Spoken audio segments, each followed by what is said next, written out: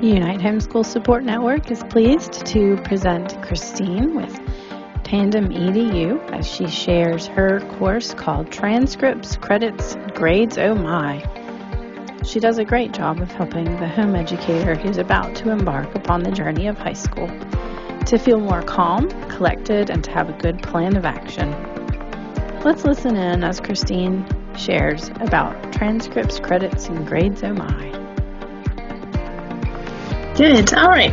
Well, it looks like we have a few people already on, so I'm going to go ahead and introduce Christine Tor. She's with Tandem EDU, and we are really excited to hear from her. She's got loads of experience when it comes to helping people navigate the high school experience for their homeschool kids. And so, Christine, I'm going to go ahead and just hand over the platform to you. And if you don't mind, guys, if you'll hold your questions until the end, Christine will have some time for questions. And if you know that you're going to have to drop off before the end, but you have a question, you can just add it to the chat, and I'll include that in the questions for you, and then you can catch it on the rerun. All right. Thank you, Christine, for your time tonight. Thank you, Angela. I appreciate your inviting me. Yeah, and like Angela said, I do have a lot of experience. I've been in the homeschool community for about 25 years. But I remember sitting with an admissions counselor. It's probably been about 10 years ago, and it was with my oldest. And I had a rough draft of her homeschool transcript. And I remember the counselor said, "Hey, can I have a copy of that?" And I said, "Well, it's a rough draft. It's not finished. I don't have all the classes on there." And she said, "Well, our admissions department is going to be really impressed with this. Most homeschool transcripts that we see are just scribbled on a napkin." And I thought, oh my goodness, scribbled on a napkin? I couldn't believe it. So the purpose of this workshop is to give you some tips, tricks, and some knowledge, maybe some templates and some forms, so that you can provide a professional-looking transcript and other documents for college admissions and scholarships. So you won't have to put your documentation on a napkin and submit it that way. So you don't have to take notes. Everything that I'm going to say is going to be available after the workshop tonight. You can go to TandemEDU.org, and you'll see these icons all over our website on the different pages. The program overview is just an overview video of the Tandem program. Our workshop notes, I was a homeschool convention speaker prior to starting the Tandem program. So I spoke at the major conventions on things like scholarships, dual enrollment, college admission, test prep, middle school skills, high school skills. A bunch of those workshops are out there under the workshop notes icon. And then I have a lot of free resources. This is where you're going to find the forms and templates that I'm going to be talking about tonight. And again, you can download all of that information for free from the Tandem website. And then also we have our curriculum out there. This includes everything for our 8th grade classes as well as our high school. Tandem is just a 8th through 12 program. And you can see all the resources that we use in the program on our website. So I do have a video embedded on here, but it doesn't like to play on Google Meet. So, or I'm sorry, on the platform we're using. But I just want to tell you that the title for this workshop comes from Transcripts, Credits, Grades, Oh My. It comes from Lions, Tigers, Bears, Oh My, from The Wizard of Oz. So you've seen this scene where Dorothy and her friends are setting off on the yellow brick road. They're at the edge of the dark forest, and they're lions, tigers, bears, oh my, and they're getting freaked out. Well, every time I see that, it reminds me of a couple of homeschool moms, 2 or 3 homeschool moms on a field trip, and they're talking about whether to homeschool high school. And one says transcripts, the other says grades, the third says credits. Oh my. You know, I've come to the conclusion that nothing can scare a homeschool family away from high school more than the thought of transcripts, credits, and grades. So if you've decided to homeschool high school, then you're on a journey to what I call the Emerald City of graduation. With courage, brains, and heart, you'll get there just like Dorothy and her friends did. So I want to get you started on the yellow brick road to that Emerald City, which will ultimately be the high school graduation.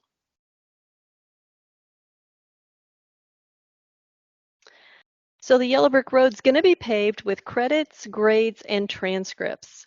The record-keeping road is really important during the high school years. Without credits and grades, you can't build a transcript. Without a transcript, the credits and grades that your student earns are not going to be meaningful. Now you may say, Christine, can my child really get into college with my unaccredited mom record keeping? Absolutely. I did that with my first 3. According to the Homeschool Legal Defense Association, more colleges are now accepting homeschool transcripts without hesitation, and I've seen that when I've worked with hundreds of homeschool families. In a recent study of over 5,000 homeschool graduates, 75% went to college versus only 46% of their public school peers. So colleges are opening those doors more and more to homeschool students, and you can certainly get them in with your homeschool transcript. So I want to start with the first step on the record-keeping road, which is going to be credits. So in the state of Georgia, it's state law that to issue a high school diploma, a student has to have 23 credits. A credit is essentially the same as 1 class. So 23 classes constitute a high school diploma in Georgia. Now, what I tell homeschool families is if you are homeschooling unaccredited, Georgia law does not apply to you directly. It only applies to accredited programs like the Tandem program. Your public schools and private schools out there are all bound by state law. However, unaccredited homeschools are not. But here's the caveat. When your students go to apply for college or scholarships, these are the classes, these are the types of things that those folks want to see. These are the boxes that they want to check. Your students are going to be competing with students who have had these minimums. So I always tell homeschool parents that this is what the minimum that you need to shoot for when you're creating your high school plan. So let's talk about the high school plan. I always recommend that you start planning in 8th grade because some of your 8th grade classes can count towards high school graduation. The most common being like an algebra class. Algebra 1 class can definitely count. An advanced English class can certainly count. I recommend that you use a master planning form, and I do have some forms that I'm going to give you access to. The planning form allows you to plan all the way from 8th grade to 12th grade, keeping in mind the Georgia graduation laws. I also recommend that you involve your student. Teenagers need to have buy-in to the plan. They need to be able to choose classes. They need to be able to incorporate their gifts and talents and the things that they're already doing into the plan. That's really important if the plan's going to be successful. And then I recommend that you compare your plan with the admission requirements. Every college has different admission requirements, different classes that they want to see on the high school transcript. It helps if you know where your student wants to ultimately go to college so that you can look at that college website and see their admission criteria. And then also determine what your teen is already doing, what they're interested in, what their passion is. Incorporate that into the plan and turn it into electives. And then lastly, make sure you use a pencil. You're going to be changing the plan. You're going to be erasing it constantly. Use a pencil and don't hesitate to change the plan. So this is a planning guide that we have created at Tandem. This planning guide has 3 different programs or plans. The minimum program is the furthest one on the right. And this is what I call the belly button degree. Everybody has one. These are the high school graduation requirements with 23 credits. In the middle column is what I call the competitive program. This track is for a student that wants to get into a regional college, University of North Georgia, Kennesaw State University, Georgia State, one of the Georgia regional colleges. 26 credits round out the competitive program.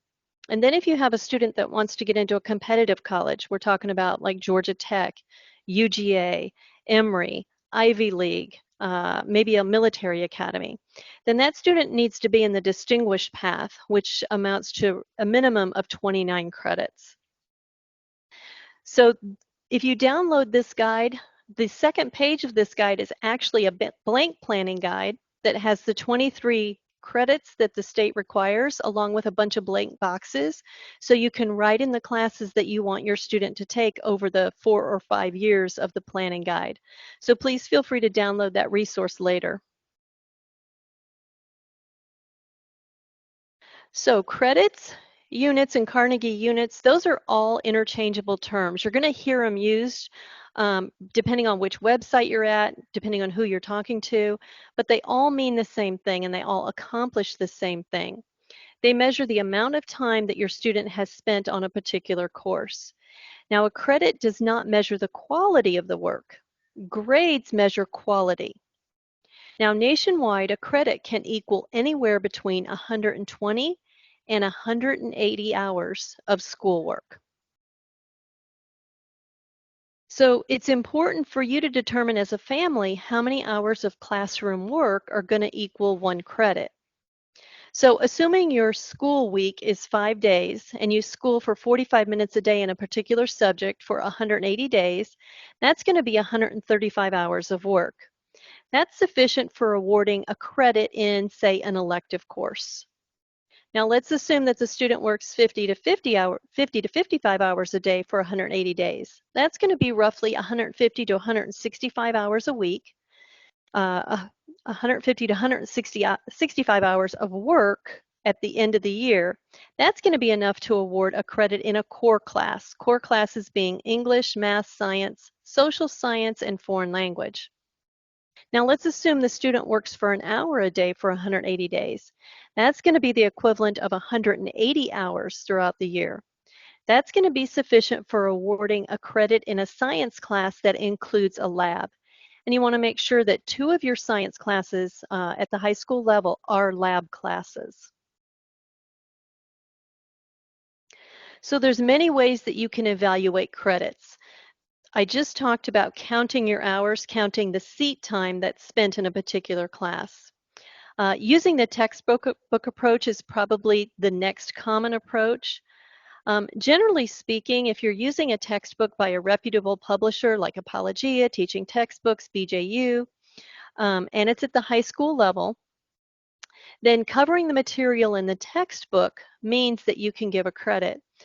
However, generally speaking, the standard is that teaching about 75% of the textbook can equal 1 credit. So if your students completed anywhere between 75 and 100% of the book, you can give them a credit.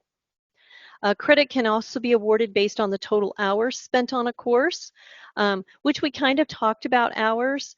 Generally speaking, you don't have to log every single hour, but this works well if you've got an elective class, something that you're not using a textbook for.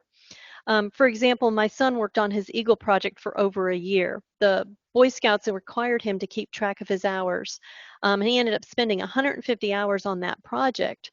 So we actually gave him a credit, an elective credit for beginning project management.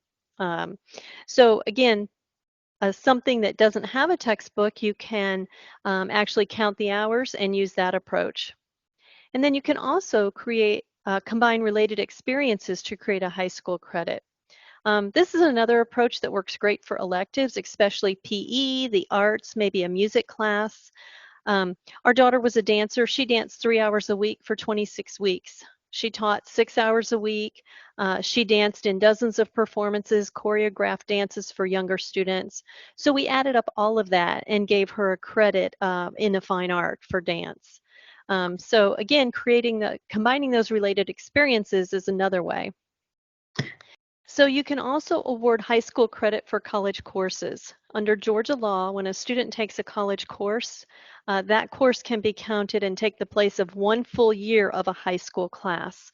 So for example, a college English class that's 16 weeks can be the equivalent of 1 full year of a high school English class. That's dual enrollment, it's state law, and that's an easy way to award high school credits that can be validated based on the college transcript. And then you can award credit through demonstrated experience.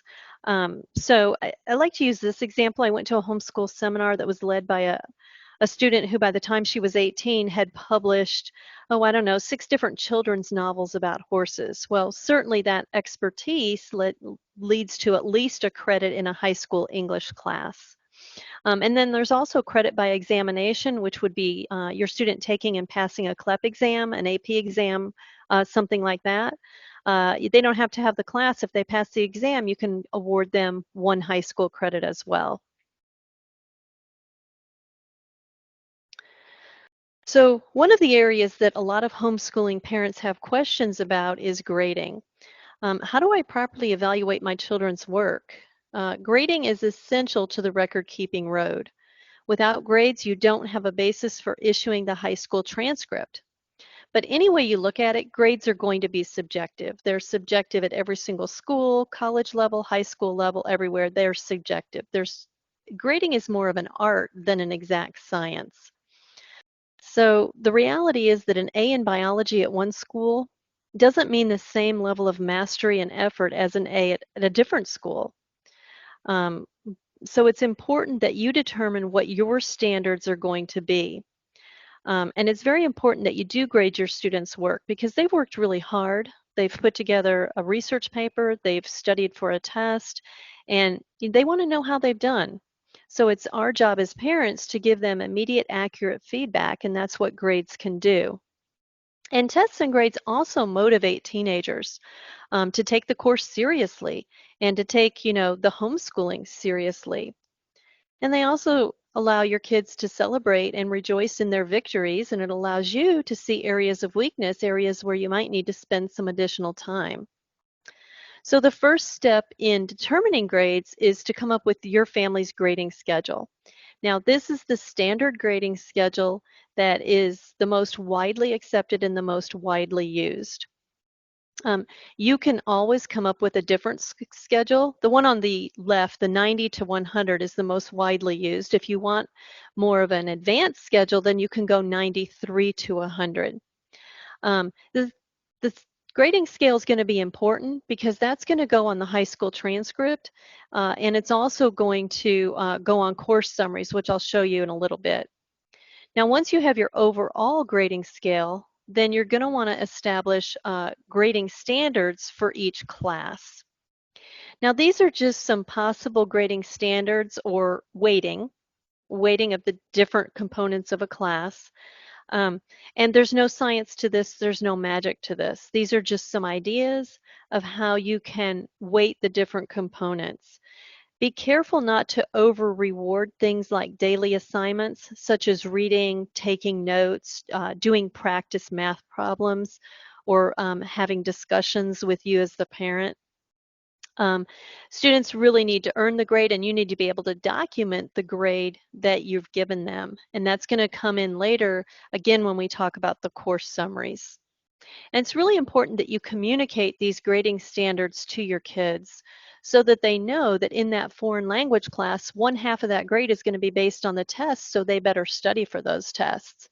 1/2 is going to be 1/2 of the grade is going to be the daily work, so they need to work hard to make sure that that work gets completed.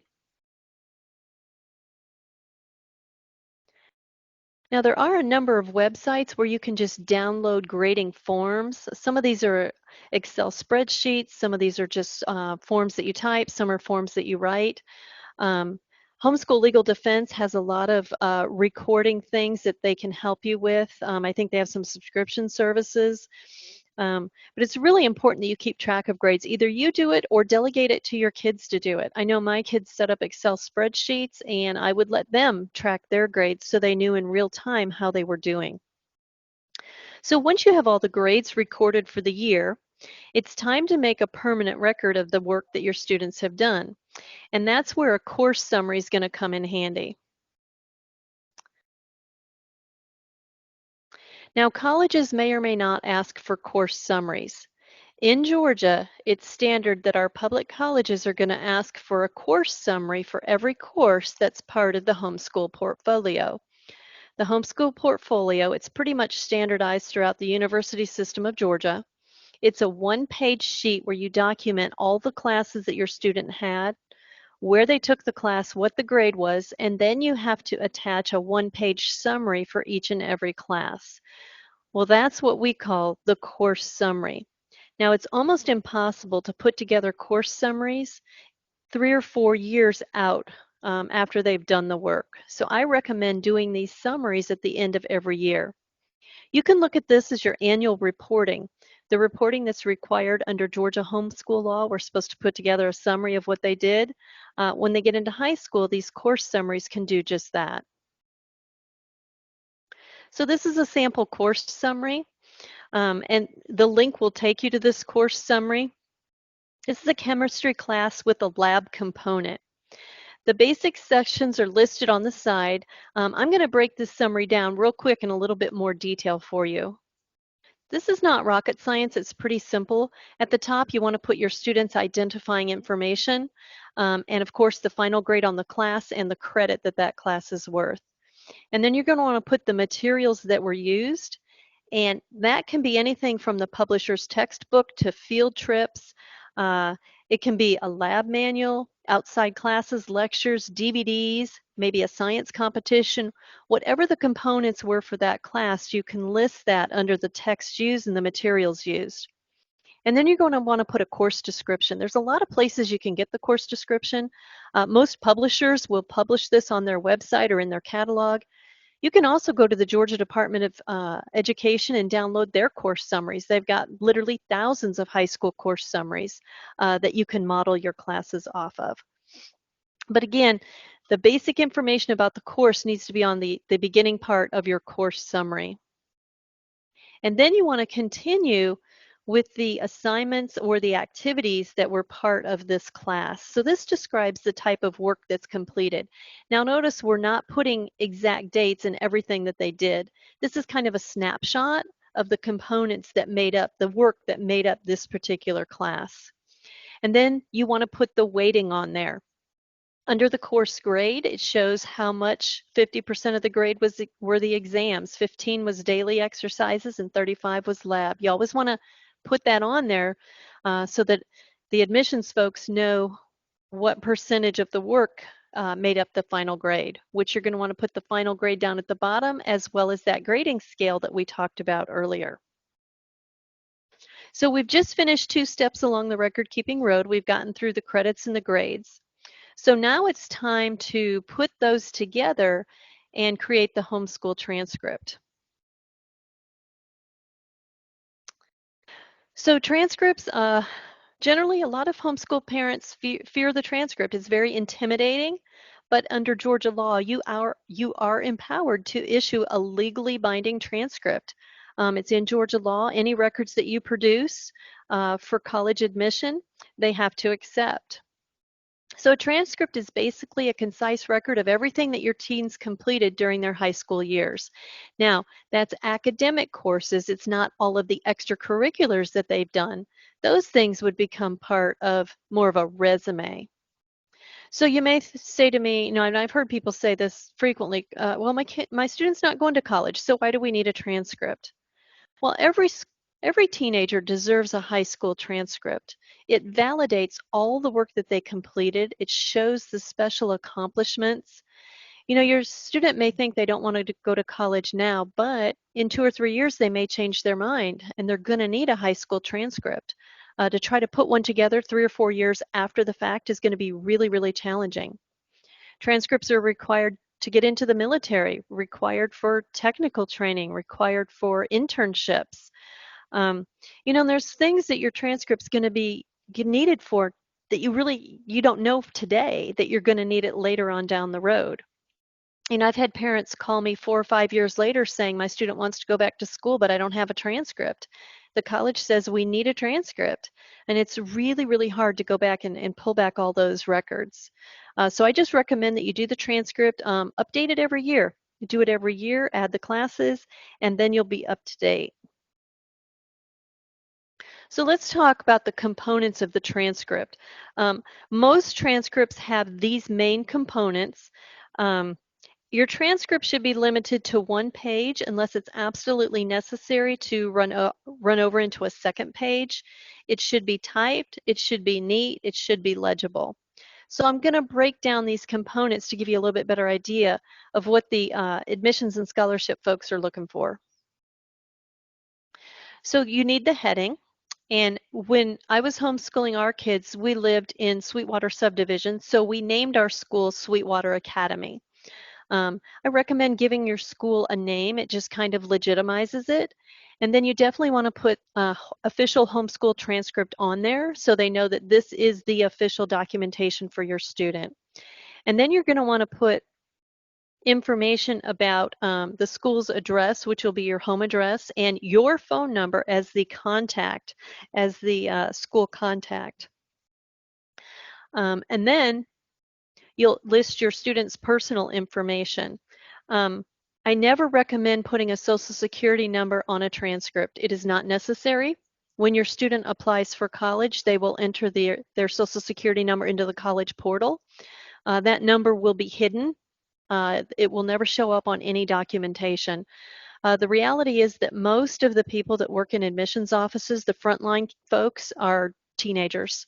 We're talking, 18, 19, 20-year-olds. And I don't want sensitive information like a social security number to get out there in that kind of an environment. So it's not necessary, don't do it, but put other identifying information for your student, specifically their phone number and their email address, not yours, because the college will put that information into their database, and that's how they'll be contacting your student if they need anything for the admissions process.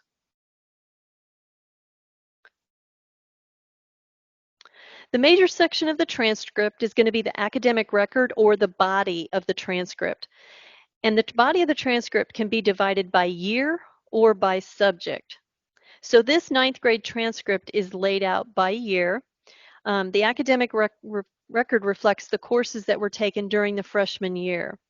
So you notice that all the classes show up under the 9th grade level.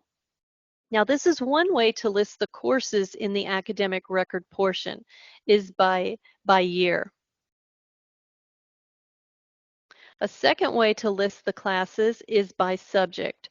So this allows the admissions office to quickly glance and see that your student has met the requirements, say for 4 years of English, because you can see that there's at least 4 English classes on there.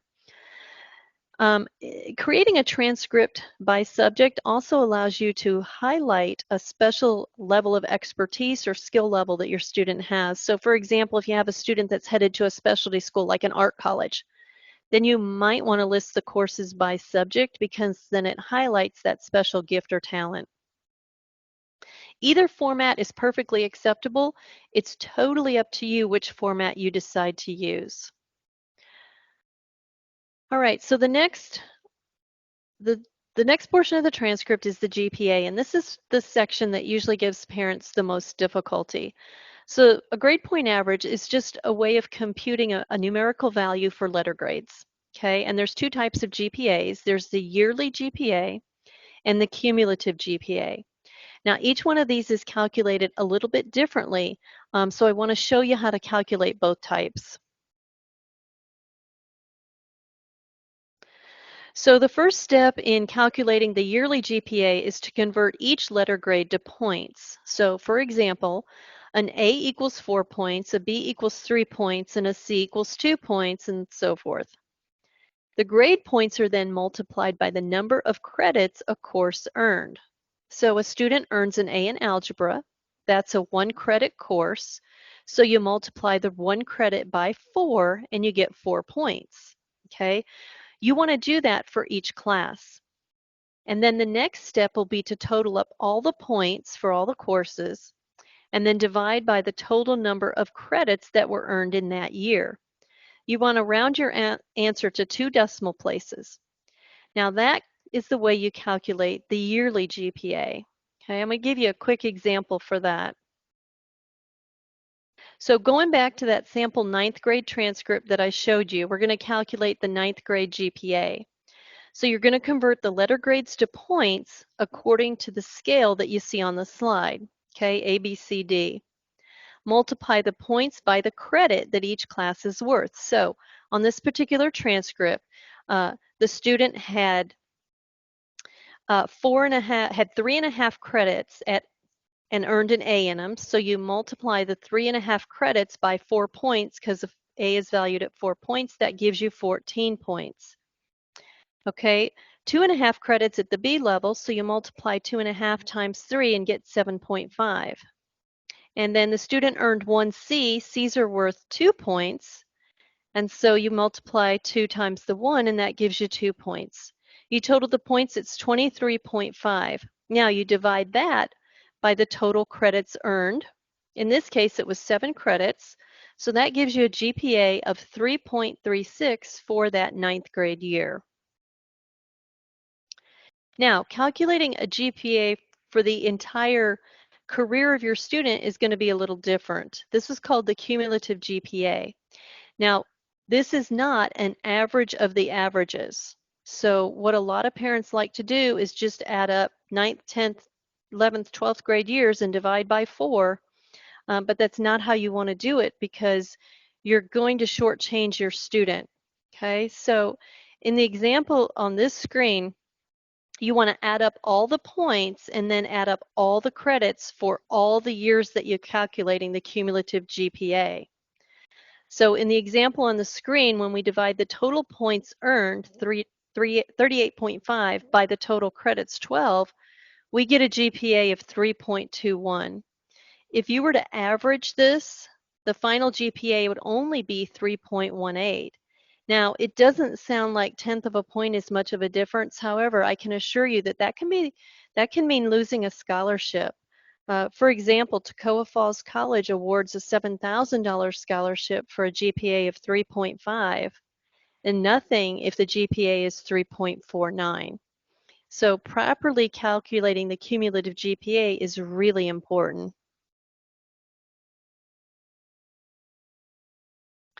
The next section of the transcript is going to be the academic summary.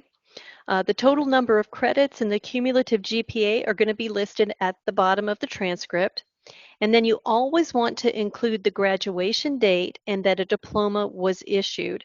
This will be the final transcript that you issue for the high school years. In the notes section, you can add things like, dual enrollment, any AP classes. You can add classes taken at other co-ops, outside programs. And you should consider adding test scores as well. SAT scores, PSAT, ACT, any of those, as well as any AP or CLEP exams that have been passed. This just helps the admissions folks or the scholarship people see at a glance your students, how well they've done academically. And your test scores actually back up all those A's that the folks are going to see on the transcript. So I highly recommend that you put that on there just to validate all the grades that you're showing.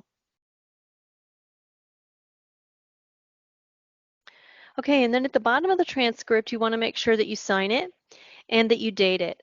And I always recommend that you print off a fresh copy. Don't just make copies and copies and copies. Print off a fresh one from your computer every time you sign it so it looks nice and crisp. You don't need to have this notarized. However, you can create a school seal. I've seen a number of people do this. It's just a raised embossed seal. You can create one online for about $25. It does kind of give a little bit of the validity to the transcript, but it's certainly not required.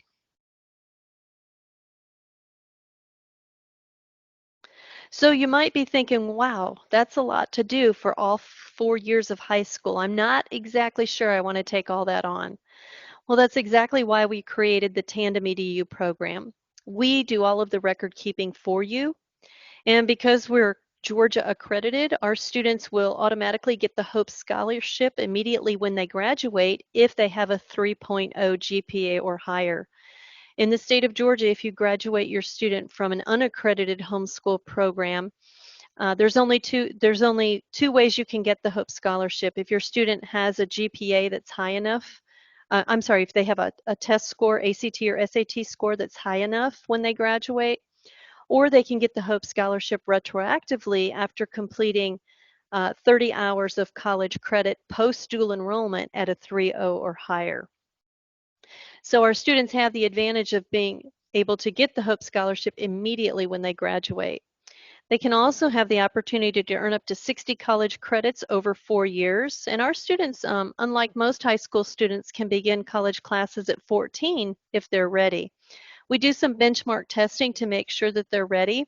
And when they are ready, you don't need to do any records for dual enrollment. We handle everything. Just based on their test score, they're automatically enrolled in Toccoa Falls College classes, which is our college partner. We offer 3 different dual enrollment options so that we can meet the needs of all types of students.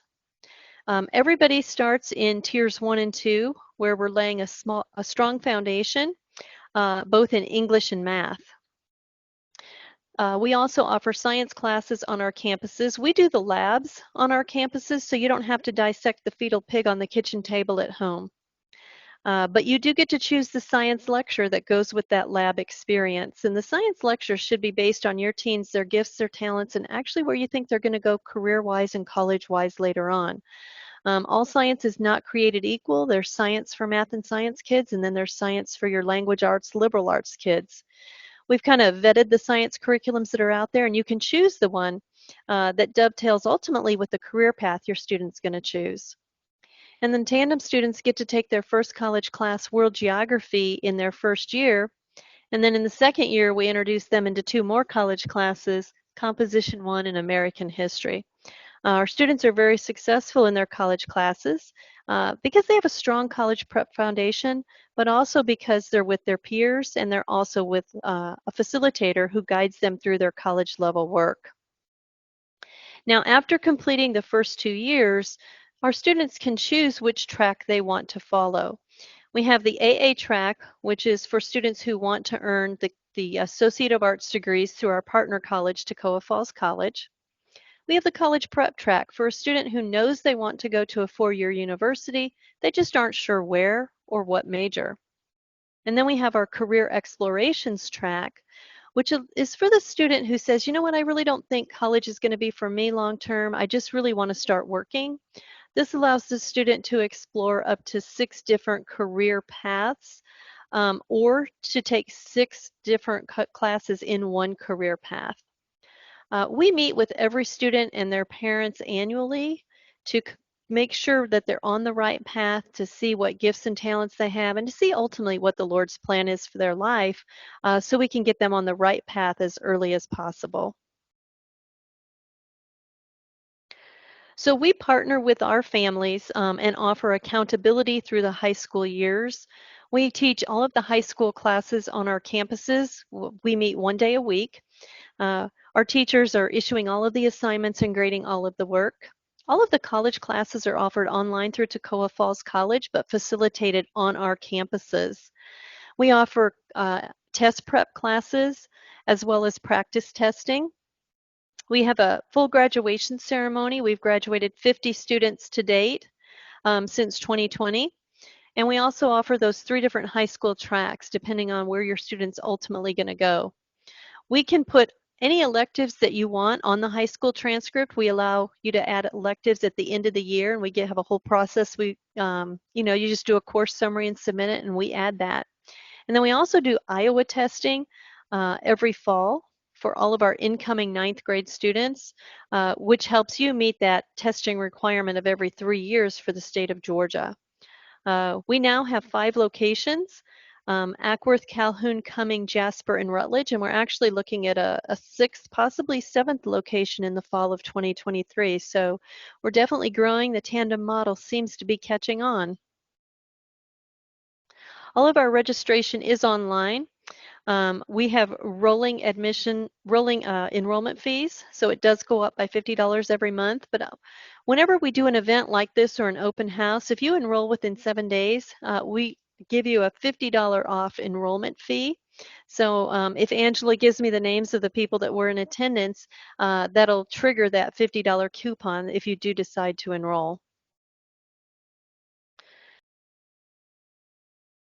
So from the free resources link, you can download everything that I've talked about. So for example, I told you how to create a transcript. Well, there's actually an editable transcript template out there that will self-calculate the GPA for you. That's under the free resources, as well as loads of course summaries, sample course summaries, as well as blank course summaries. There's planning guides there, all sorts of resources. And then if you go to our website, you'll see this pop up. You can give us your email address and join our mailing list. We send something out maybe once or twice a month, a newsletter with high school related information, scholarships, college admissions, standardized testing, college fairs, all sorts of things to help you homeschool successfully through the high school years.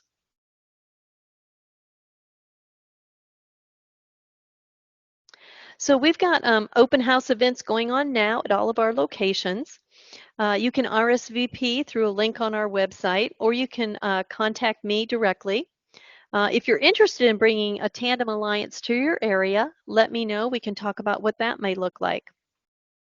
Whether or not you decide to enroll in Tandem, I hope that you take advantage of the tips, the tricks, the forms, the templates, the information I've presented, as well as the information that's available on the download later. You'll be able to produce professional documents along the yellow brick road to your Emerald City of high school graduation, which is the ultimate goal. So if you have any questions, I'm available for questions now. Christine, can you tell the locations one more time? Yeah, let me go back. Let's see. So we have Ackworth, Calhoun, Cumming, Jasper, and Rutledge.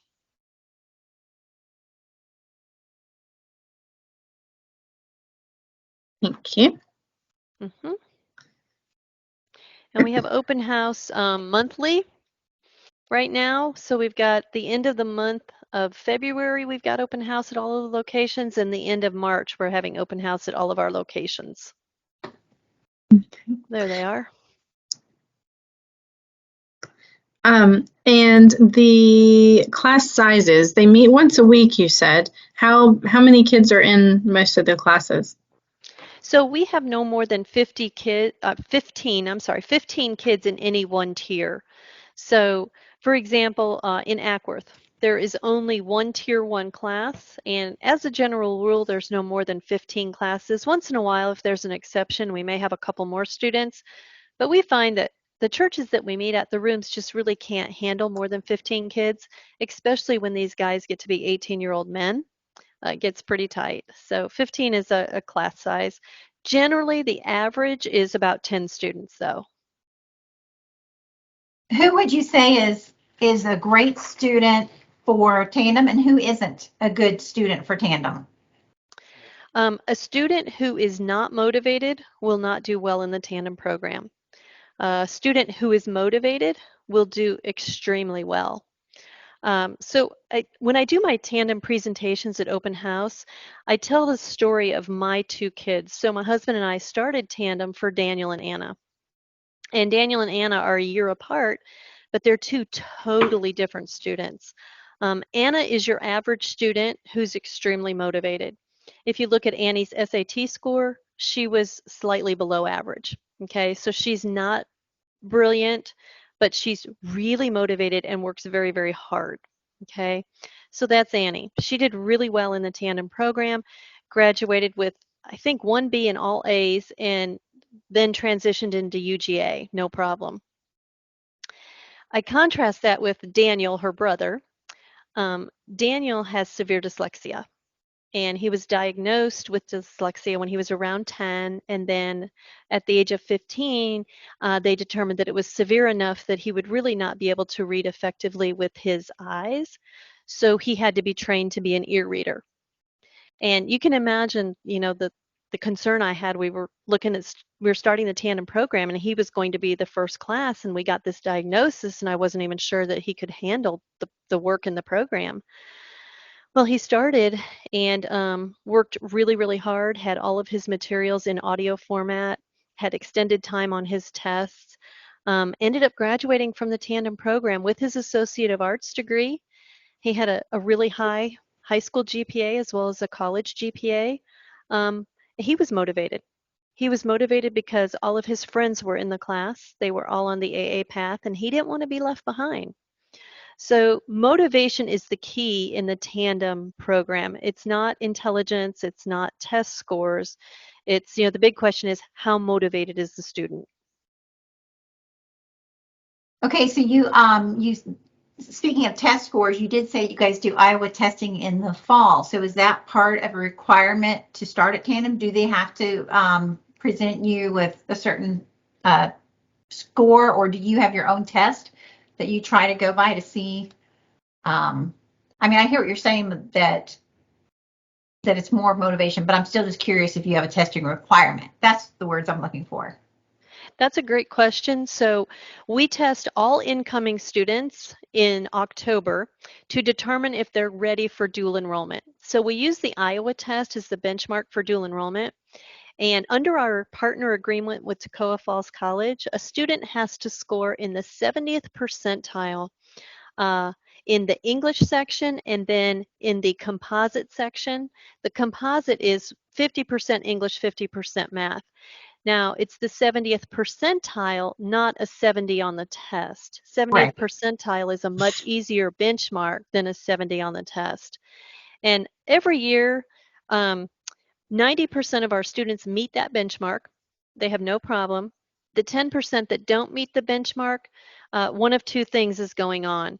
The parents tell me that they either neglected math or English in middle school, or that the student has a learning challenge that they just knew in their gut that the student had, but they just never had it identified, never had accommodations put in place. So in either of those cases, we can work to get the student up to speed, remediate, get any accommodations in place so that then next year they can jump into the Tier 2 dual enrollment classes with their peers that they're with currently. They won't be behind. They will have missed out on the first college class, but they'll have an extra few months to mature. Oh, okay. So do you offer tutoring for that then, or how do you help them to get up to the level they need to be at? So at the end of our English, so English 10 is our capstone class. Everybody takes English 10 their first year or tests out of it. At the end of that class, our students are ready to write at the college level. So if I have a student who didn't pass the Iowa, I'm going to look at how they're doing in English 10, and I'm not going to tutor them for the Iowa test, but if I see that they're not doing well in English 10, then I will recommend them for tutoring. And we offer what we call semi-private tutoring. It's 3 or more students, $20 an hour. And generally the tutors are tandem teachers, so they know the content, they know the skills that the students are going to need. Same thing in math. We're monitoring all of our students' math grades, especially Algebra 1 and Algebra 2. A student has to finish Algebra 1 at 85% or higher to move into Algebra 2. If we see a student who's, between 80-85%, we're going to refer them for tutoring. And again, it's that semi-private tutoring with 3 or more students. It's very reasonable. So at the end of the tandem year, if the student has a GPA of 3.2 to 3.5, I can automatically enroll them into Toccoa Falls classes. We don't have to look at the Iowa ever again. So hopefully that makes sense.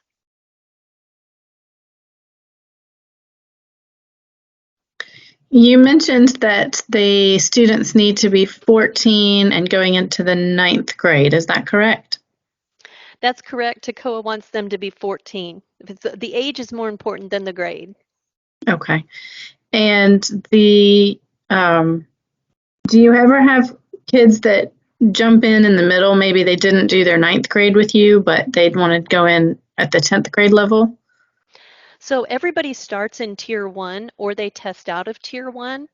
That's because the English class and the math class are going to lay the foundation for future college classes.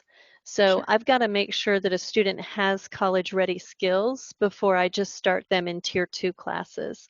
Because English 113 comes that next year, comes in the 10th grade year very early on.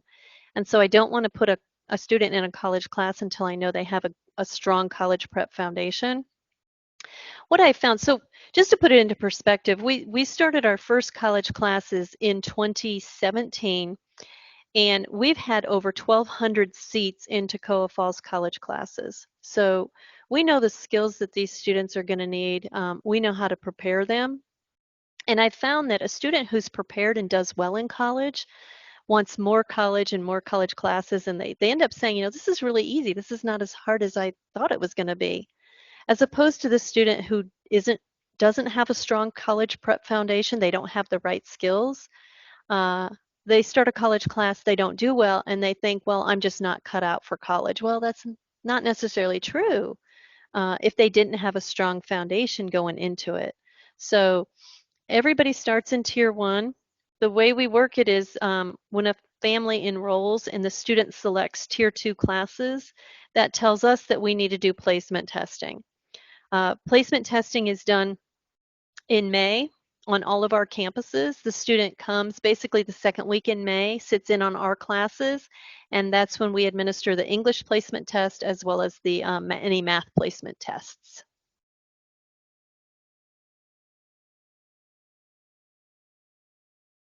Great. Does anybody else have any questions for Christine? I don't remember her saying what the semester or the yearly costs are. The yearly cost depends on the level, and it's roughly $4,000 for the first 2 years. And then depending on what track you're on is going to determine the cost for the third or fourth tier. For example, for students who are on the AA path, we discount the Tier 3 fees by 10% and the Tier 4 fees by 25%. So unlike most programs, our fees go down the older the student gets and the longer they're in the program. So if you look at it, at the end of 4 years in the program, it costs about $12,000 to get an AA degree and a high school diploma. The cost of just 1 year at the University of Georgia, I know my daughter's there, is $29,000. So for less than half of that, you get 2 years of college done, as well as all of high school taken care of. My daughter went into UGA as a junior, so we saved 2 full years, almost $60,000 of tuition because of all her dual enrollment. So it's a huge scholarship opportunity that we can take advantage of while our kids are in high school for sure. Mm-hmm. So if we wanted to go this route, do you know if you qualify for us to use a 529 savings money towards this education cost? Yeah, I have a number of families that are using 529 funds. I always say check with your accountant to be sure, but I do know that our families are using their savings plans for sure, yes. Okay, that's great. Yeah, and I'm optimistic that hopefully the Georgia legislature is going to pass school choice legislation this session that almost passed last year at this time, but I don't know, there was some political hiccups. But that would actually allow parents to take some of their tax dollars and put it towards private education. So I'm hopeful that that passes. I'm keeping my eye on that for sure.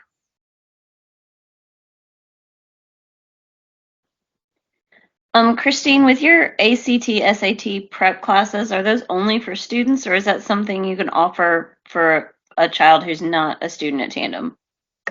It's interesting you asked. I actually taught SAT and ACT prep classes prior to starting Tandem. I taught a lot of those classes in the homeschool community, and so I've just incorporated all of that, knowledge and expertise in the Tandem program. And no, we don't do any classes for students outside the program, just Tandem students. And we do our test prep in Tier 3. They get an English and reading test prep class, and then they get a math test prep class. So.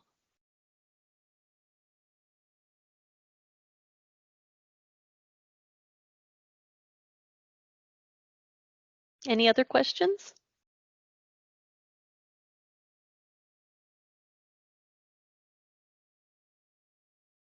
All right. Well, thank you guys for coming on. We have recorded this, so you will be able to rewatch it, and all of the things that Christine has sent me links to will be included both in our private network under the guest speakers area, as well as on our public website. So if you go to unitehomeschool.com/news, it will actually have this recording as well as all of the PDFs and links that Christine has provided for us tonight. So those should be posted sometime in the next week, and I will let you guys know when those are ready. All right, thank you, Angela. And if anybody has any questions, feel free to give me a call. My number is 770-888-1717. Thank you again so much, Christine. It's been a really great course. Thank you. All right, thanks. We hope that this class has been useful for you as you plan your high school journey. For more classes like this from our guest speakers or from our mentors, please log in to our Unite Homeschool Support Network's private forum. We have a network full of resources as well as field trips and lots of other opportunities.